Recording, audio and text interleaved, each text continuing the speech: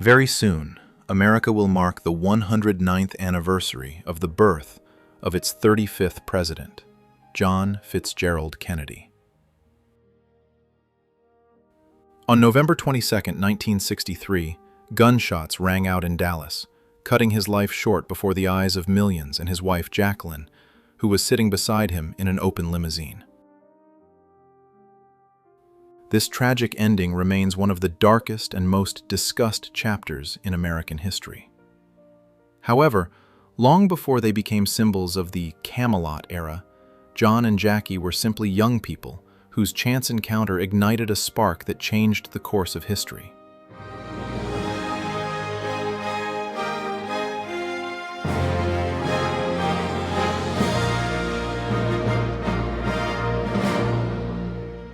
In the early 1950s, Jacqueline Bouvier was an ambitious 22-year-old woman from an aristocratic family. She worked at the Washington Times-Herald, wrote a column called The Photographer Inquisitor, and snapped photos of passers-by while asking them tricky questions. At the same time, 35-year-old John F. Kennedy, a charismatic war veteran and promising congressman, was rapidly making his way to the political pinnacle, preparing for the Senate election. Their fateful meeting took place in May 1952 at a dinner party organized by journalist Charles Bartlett, a mutual friend and, incidentally, a skilled matchmaker. Bartlett had long planned to introduce the intellectual Jackie to the charming politician. His calculation proved accurate. Kennedy, accustomed to light flirtation, was intrigued by Miss Bouvier's intelligence, impeccable manners, and subtle air of mystery. John's younger brother, Edward Kennedy, later recalled, "My brother was truly in love with her from the very beginning, from that very first moment at dinner." For Jack, as his close friends called him, Jacqueline became a challenge, and nothing ignited his passion more than a difficult task. Jacqueline herself, with her keen intuition, understood perfectly well who she was dealing with. She knew about Kennedy's reputation as an incorrigible ladies' man. "This man is going to break my heart," she confessed to her friends, but immediately added, "A broken heart like that is worth the pain." Their relationship developed rapidly, though it was frequently interrupted by Kennedy's constant travels. By the summer of 1953, they had officially announced their engagement. On September 12th of that year, the wedding of the year took place at St. Mary's Church in Newport, Rhode Island. The beautiful bride, in a lavish silk taffeta gown by African-American designer Anne Lowe and an antique family veil, walked down the aisle to the altar, where her irresistible groom awaited her. More than 1,200 guests attended the reception, and the press rejoiced. A dream couple was born. But behind the glossy facade lay a far more complicated reality.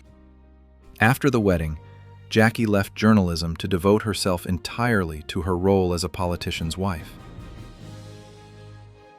It was a difficult time. The Kennedy clan's ambitions demanded that she be flawless. In 1957, after difficult pregnancies, the couple had a daughter, Caroline. Jacqueline became John's secret weapon. Her youth, European charm, and knowledge of languages appealed to voters. Nevertheless, their union was far from the classic notions of an ideal family. Kennedy's constant struggle for power resulted in long separations. The true dynamics of their relationship only came to light in 2018, when a personal letter from Jackie to her husband, written between 1957 and 1958, was put up for auction.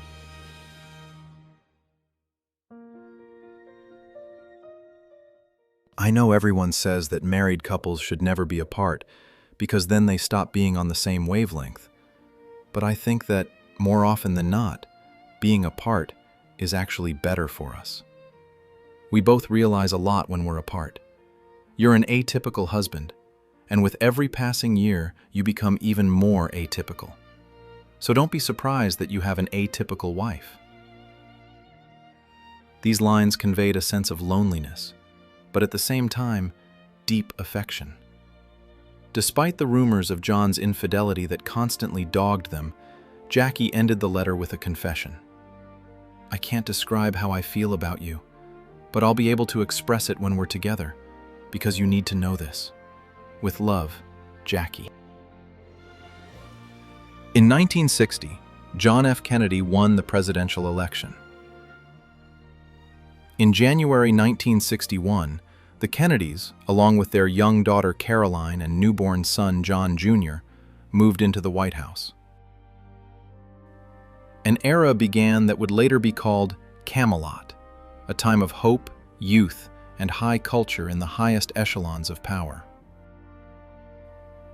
Jacqueline instantly became a global style icon. Her simple two-piece suits, pillbox hats, and bob haircut were copied by millions of women around the world. The president himself joked proudly during a visit to France, "I am the man accompanying Jacqueline Kennedy in Paris." However, the White House also harbored its own dark secrets. Rumors of the president's countless affairs were confirmed by eyewitnesses. The most sensational and damaging to the White House's reputation was his affair with Hollywood diva Marilyn Monroe. Their secret meetings and the famous, sensual rendition of "Happy Birthday, Mr. President" on stage at Madison Square Garden in 1962 were the talk of the world. Jackie knew everything. She felt deeply hurt, but maintained her composure with truly regal dignity. In an attempt to shield herself from the gossip, she quipped to her sister Lee Radziwill, "Life is too short to worry about Marilyn Monroe." Despite the infidelities, there was a deep intellectual and emotional bond between the couple. John valued his wife's advice, her impeccable taste, and her resilience. Tragedies, such as the loss of their third child, their son Patrick, who died 2 days after his birth in August 1963, did not drive them apart, but, on the contrary, brought them closer together in the final months of John's life.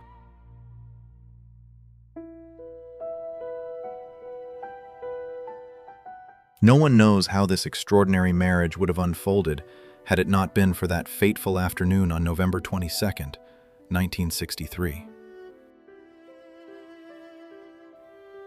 During a campaign trip to Dallas, Texas, Kennedy was fatally wounded. Jackie, sitting next to him in her famous pink Chanel suit, clung to her wounded husband in horror. In Barbara Leaming's biography, Jacqueline Bouvier Kennedy Onassis, The Untold Story, her desperate words spoken in those moments are recounted.